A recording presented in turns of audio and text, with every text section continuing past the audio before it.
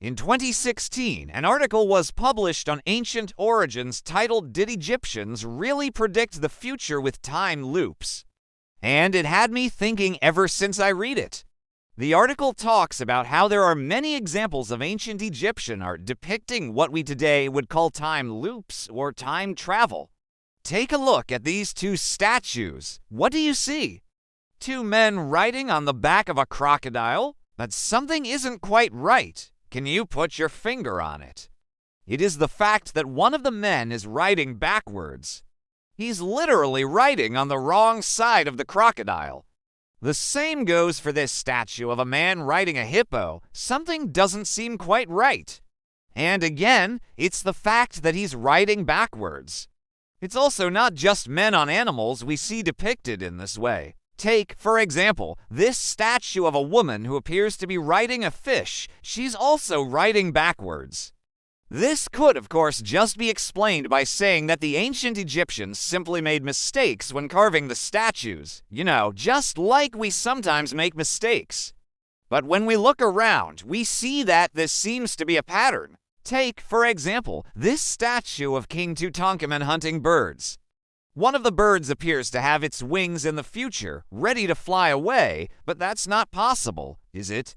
Unless the bird has the ability to time travel, which means that either the Egyptians knew more about physics than we give them credit for, or they predicted the future. There are also examples of entire scenes being depicted backwards. Take, for example, this relief in the British Museum.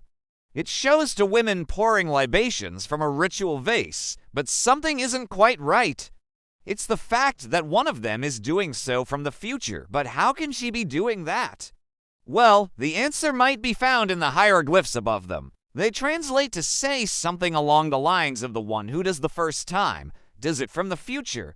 That's exactly what we see depicted, a time traveler from the future doing an action for the first time. But perhaps the most famous example of Egyptian time travelers comes from the tomb of Queen Hetepheres. This is what you call a relief, basically a low-dimensional statue.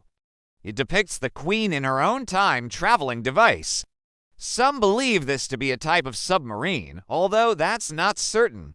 But what makes this a time-traveling device is the fact that she's looking backwards, in the direction of travel, but the wheels of the object are moving forwards. She's looking into the past while traveling into the future.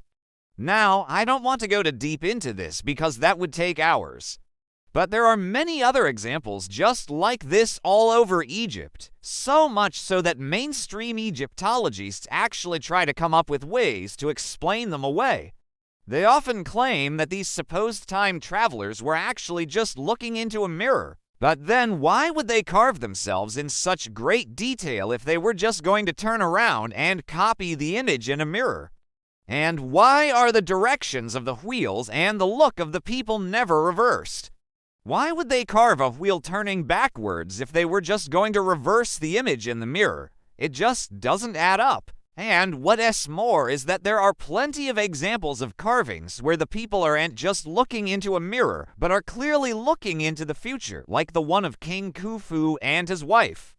Mainstream Egyptologists have also tried to come up with an explanation for this particular carving, claiming that the wheels aren't actually wheels, but some sort of mythical hieroglyph that has nothing to do with wheels or directions. So what do you think? Are these really just Egyptians looking into a mirror, or do we have evidence of Egyptians time traveling? Let me know your thoughts.